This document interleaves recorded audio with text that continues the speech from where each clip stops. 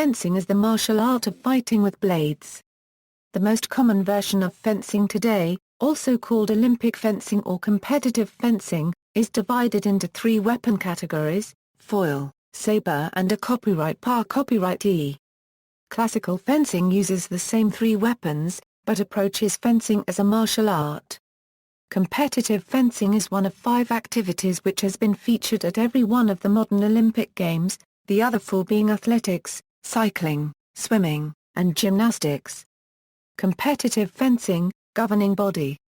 Fencing is governed by FAR Copyright DAO Copyright Ration Internationale d'Escrime or FI. Today, its head office is in Lausanne, Switzerland. The FI is composed of 145 national federations, each of which is recognized by its country's Olympic Committee as the sole representative of Olympic-style fencing in that country. Rules. The FI maintains the current rules used for FI-sanctioned international events, including World Cups, World Championships and the Olympic Games.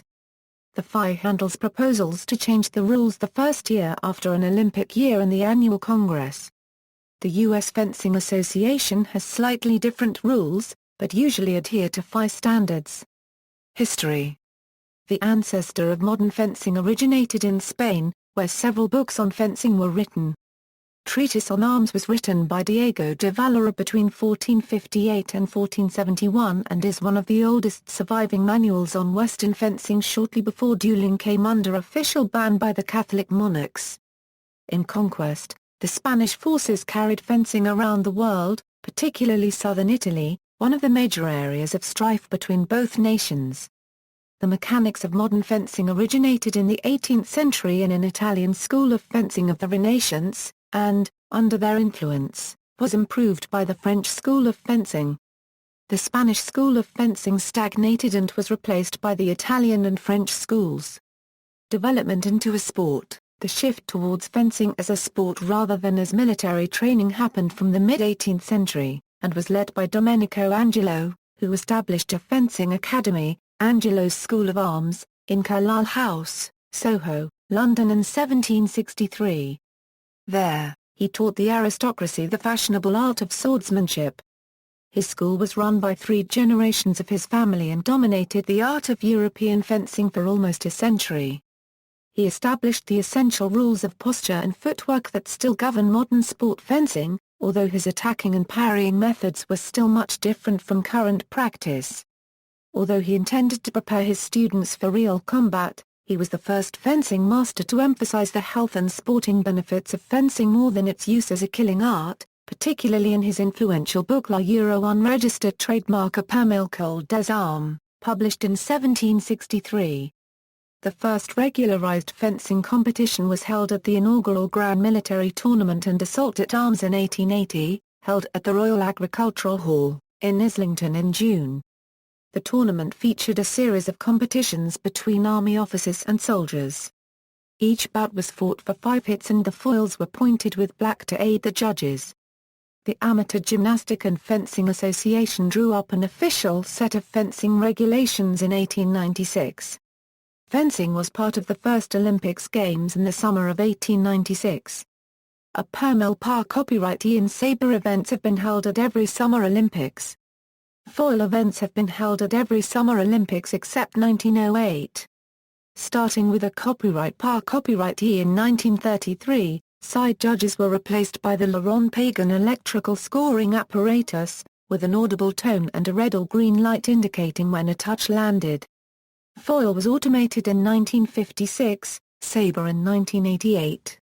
The scoring box reduced the bias in judging, and permitted more accurate scoring of faster actions, lighter touches, and more touches to the back and flank than before.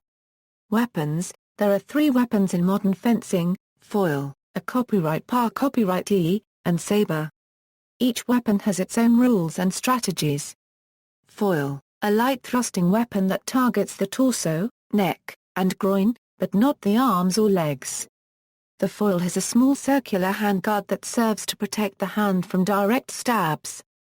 As the hand is not a valid target in foil, this is primarily for safety. Touches are scored only with the tip.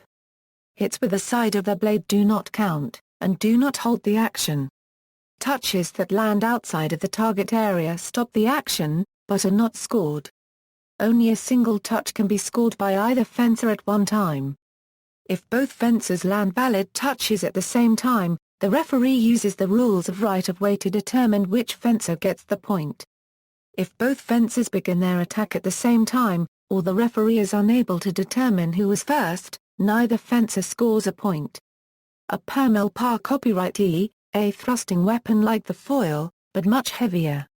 In a copyright par copyright the entire body is valid target. The hand guard on the A copyright par copyright is a large circle that extends towards the pommel, effectively covering the hand, which is a valid target in a copyright par copyright although it is a low percentage shot. Like foil, all hits must be with the tip and not the sides of the blade. Hits with the side of the blade do not halt the action. As the entire body is legal target, there is not the concept of an off-target touch, except if the fencer accidentally strikes the floor, setting off the electric tone.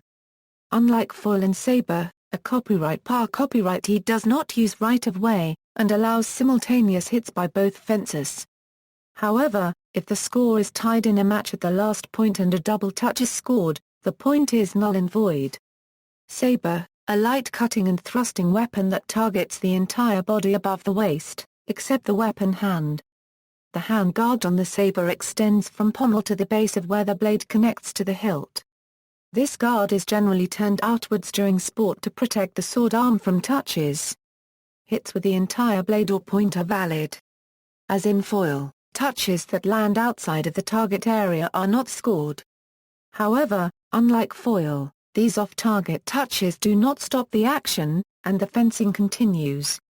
In the case of both fencers landing a scoring touch, the referee determines which fencer receives the point for the action, again through the use of right-of-way.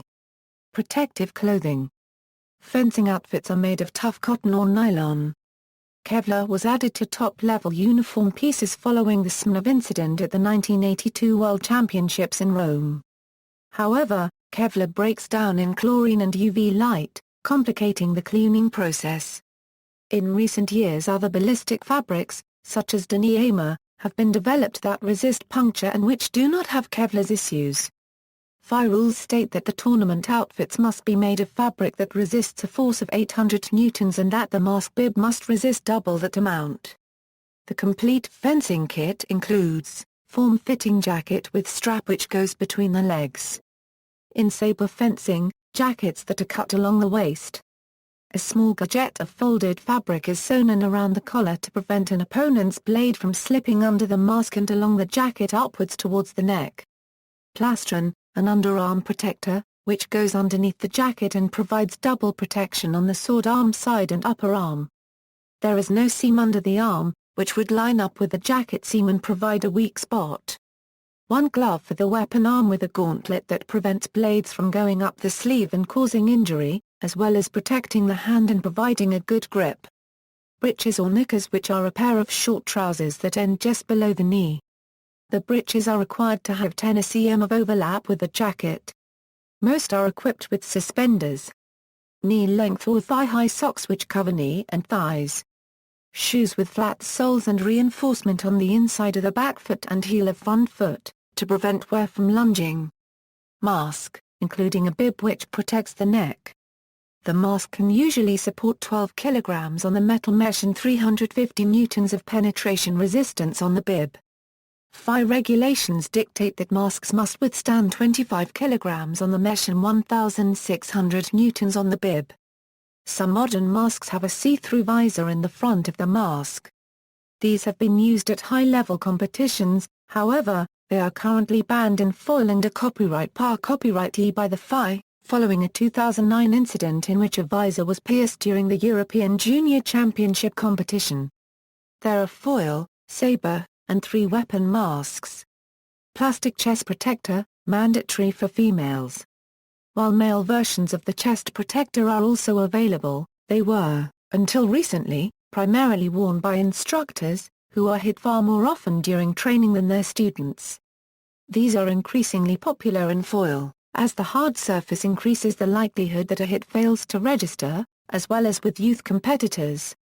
Llama copyright is a layer of electrically conductive material worn over the fencing jacket that entirely covers the valid target area. It is worn only in foil and saber, and serves to distinguish hits on target from those that are off target. In a copyright par copyrightee, the entire body is a target, so it is not necessary to have a llama copyright. In foil the llama copyright is sleeveless, while in saber the llama copyright has sleeves and ends in a straight line across the waist. A body cord is necessary to register scoring. It attaches to the weapon and runs inside the jacket sleeve, then down the back and out to the scoring box. In saber and foil the body cord connects to the llama copyright in order to create a circuit to the scoring box. Fencing masters often choose a heavier protective jacket, usually reinforced by plastic foam to cushion the numerous hits an instructor has to endure. Sometimes in practice, masters wear a protective sleeve or a leg leather to protect their fencing arm or leg. Traditionally, the fencer's uniform is white. This may be due to the occasional pre-electric practice of covering the point of the weapon in dye, soot, or colored chalk in order to make it easier for the referee to determine the placing of the touches. As this is no longer a factor in the electric era, the FI rules have been relaxed to allow colored uniforms. The guidelines also limit the permitted size and positioning of sponsorship logos. Foil saber techniques. Techniques or movements in fencing can be divided into two categories, offensive and quickly defensive. Some techniques can fall into both categories. Certain techniques are used offensively, with the purpose of landing a hit on your opponent while holding the right of way. Others are used defensively, to protect against a hit or obtain the right of way. Offensive, attack, a basic fencing technique, also called a thrust, consisting of extending the sword arm to declare an attack and attempt to land a touch upon the opponent's valid area. In saber, attacks are also made with a cutting action. Feint, an attack with the purpose of provoking a reaction from the opposing fencer. Lunge, a thrust while extending the front leg by using a slight kicking motion and propelling the body forward with the back leg. Beat attack, in foil and saber, the attacker beats the opponent's blade to gain priority and continues the attack against the target area. In a copyright par copyrightee, a similar beat is made but with the intention to disturb the opponent's aim and thus score with a single light. Disengage, beginning an attack in one direction, then quickly moving the point down in a semicircle to attack a different location. This is used to trick the opponent into blocking the wrong direction. For example, the fencer could target the left side of the torso, and begin the lunge. As the opponent moves to the left to parry, the fencer disengages and finishes the attack on the right side of the torso. Commonly countered with a circle parry. Continuation of attack, a typical copyright par copyrightee action of making a second after attack after the first attack is parried. This may be done with a change in line. Example, an attack in the high line is then followed with an attack to the low line. Or from the outside line to the inside line. A second continuation is stepping slight past the parry and angulating the blade to bring the tip of the blade back on target. Remise. A second attack immediately after the first has missed or been parried. In foil or saber, a remise is considered to have lost right of way, and the defender's riposte will always score instead of the remise. Flick, a technique used primarily in foil.